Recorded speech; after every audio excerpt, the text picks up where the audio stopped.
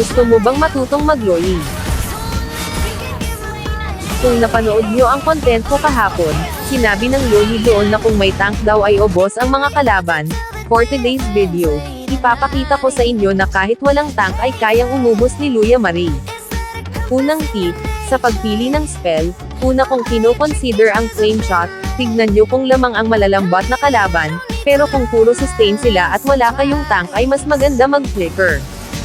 Sunod, pag ang kalaban nyo ay kasing tigas ni Uranus, CD build ang best na gamitin nyo para makaspam kayo ng skills. Pero teka, napansin po namin na nasa pangatlong item nyo ang boots, bakit po ganon?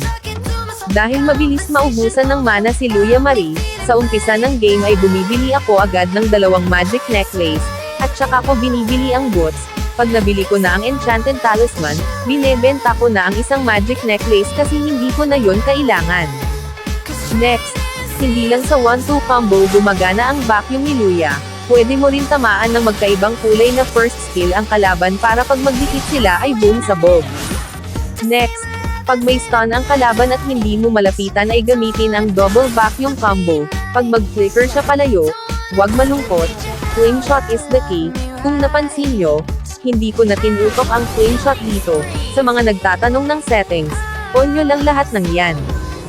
Akala ko ako ang hinahabol ni Eudora Jane, yung trips pala, pero pinatay ko na din siya. Nirespohan pa siya ni Atlas dito. Pero wag magpanik pag wala siyang kasama kasi mapapatay natin yan. At may isa pang Lunesco. Sure akong target ako ni Saber, buti na lang may natirang piso. Ang mahirap sa solo gaming, ikaw na nga ang damage dealer, ikaw pa ang tank, wala kang aasahang magpa-front para sa'yo kaya kailangan kabisado mo ang hero na gamit mo. Next, isa sa mga paborito kong teleport ay pag makita ko ang kalaban na malapit sa pader, itutok lang ang teleport sa labas ng pader, and surprise, katabi mo na siya. Tandaan na may tendency na habulin ka ng kalaban pag ginawa mo ito. Pag hinabol ka ay spam first skill para sa movement speed at shield. Pag tapos na ang CD ng second skill mo ay pwede ka na pumambo ulit. Next, pag low HP ka na at nakita mong hinahabol ang kakampi mo, tignan mo kung carry mo ang kalaban bago mo sugurin. Pinaka-importanting tip, mag-teleport sa damo na pinakamalapit sa flash.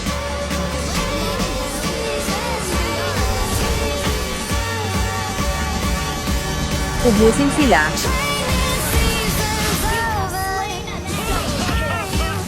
At huwag kalimutang tumiti, charot lang. At nanalo nga kami. Yun lang, sana may natutunan kayo. Salamat sa panonood, e-follow nyo naman ako.